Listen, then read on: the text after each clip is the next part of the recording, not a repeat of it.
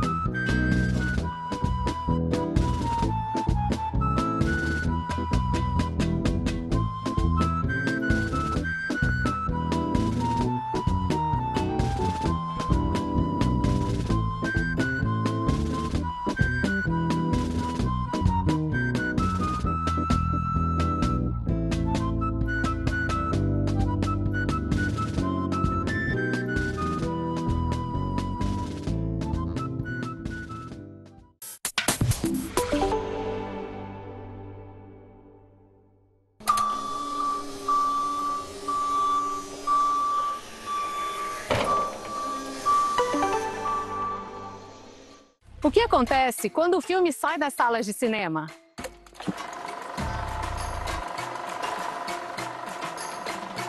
Ele se multiplica, cria encontros e transforma a tela em espaço de consciência e resistência. A 15ª Mostra de Cinema e Direitos Humanos chega à sua etapa de difusão com um alcance histórico. São 1.150 pontos de exibição em mais de 660 municípios. De 1º de junho a 1º de julho, 16 filmes estão disponíveis para exibição em todo o país. As narrativas de cineastas indígenas, quilombolas e ribeirinhos dão rosto e voz ao tema Direitos Humanos e Emergência Climática rumo a um futuro sustentável. A mostra fortalece o diálogo entre justiça ambiental, cultura e os saberes desses povos e de comunidades tradicionais. Assista, debata e faça parte. Diante da emergência climática, ocupar as telas também é um ato de resistência. Classificação indicativa livre para todos os públicos.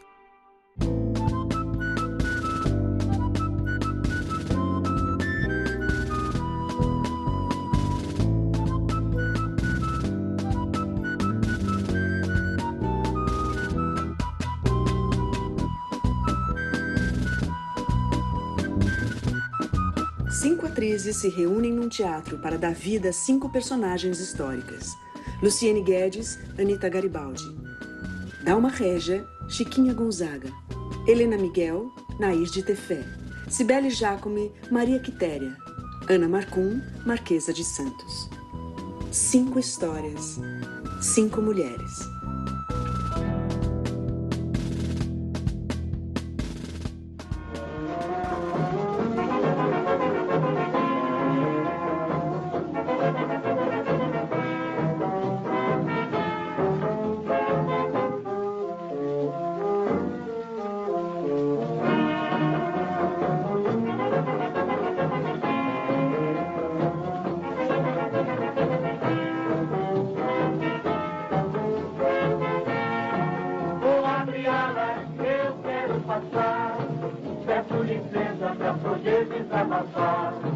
A jardineira abandonou meu jardim, porque a rosa resolveu passar de mim.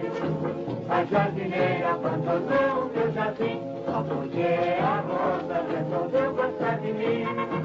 Vou abrir alas que eu quero passar, peço licença pra...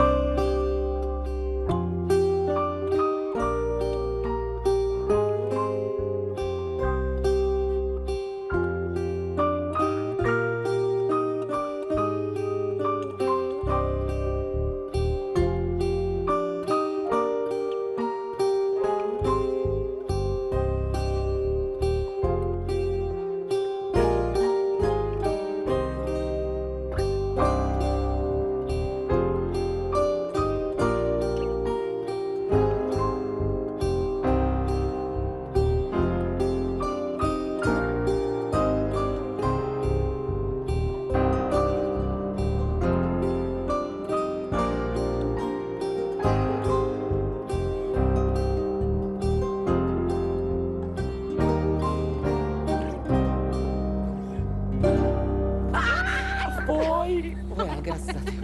Cara, eu fiquei muito nervosa, muito tempo longe do palco. Eu também, eu fiquei emocionada, te juro.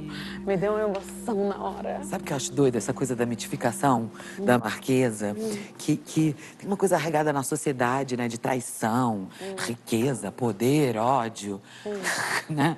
Muitas fofocas, né? Muitas fofocas. Eu vou te falar uma coisa, é muito difícil realmente nós, com a cabeça do século XXI, pensarmos no comportamento não só da Marquesa de Santos, mas como de qualquer pessoa de um outro século. Eu tenho um documentário sobre a Marquesa de Santos, que eu tenho no YouTube, onde diariamente eu sou xingado por mulheres. Mulheres que não aceitam ter sido feito um trabalho sobre uma prostituta, sobre uma mulher que matou a imperatriz, uma mulher que não era digna, uma mulher que não vale a pena falar. Muitas pessoas falam isso hoje, existe essa crítica. Também tem muita gente que fala bem, né? Você acha?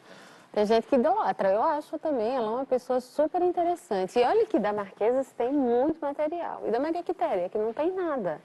Aí eles ficam, sabe, manipulando aquelas informações, forçando a barra para caber na conveniência. Aí alçam ela a patrona do exército. Eu li alguns relatos, li algumas fontes, por exemplo, essa festa de 2 de julho na Bahia, para quem não conhece, ela é uma festividade como se fosse um carnaval. Você tem desfiles, e a Maria Quitéria, ela entrava nos desfiles ao longo do século XIX, mas ela não entrava como esse personagem que tinha o destaque como militar. Ela entrava muitas vezes numa narrativa nesses desfiles como se fosse uma vítima capturada pelos portugueses e que o exército brasileiro ia lá e a salvava num contexto de derrotar os portugueses dentro da história da independência. E é curioso, né? Porque, digamos, é uma história recente, mas nessa construção, e aí a gente entende todo o sistema político, social, que vivia ao longo do século XIX no Brasil, você não tem, digamos, esse entendimento do verdadeiro papel dela. E ela começa a ser reconstruída, o papel dela começa a ser recriado a partir de 1922, dentro do contexto da Semana de Arte Moderna, do ressignificado do que é o brasileiro. O batalhão dela lá dos periquitos era meio que uma milícia do século XIX. Era. Aí, mas, bom, vamos fazer ela uma heroína agora, né? E aí vai.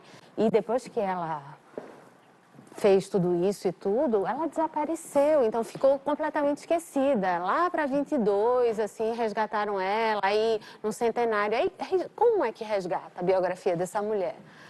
De qualquer jeito. Ah, eu vi uma coisa super engraçada, que em Florianópolis, nos anos 50, tinha uma gráfica chamada Maria Quitéria, que produzia uns livros e um material comunista, do Partido Comunista de lá de Santa Catarina. Parece que os donos eram um casal que era do PCB. E aí tinha essa gráfica que fazia esse material comunista, que se chamava Maria Quitéria, e vendia numa livraria chamada o quê? Anita Garibaldi. Acredita?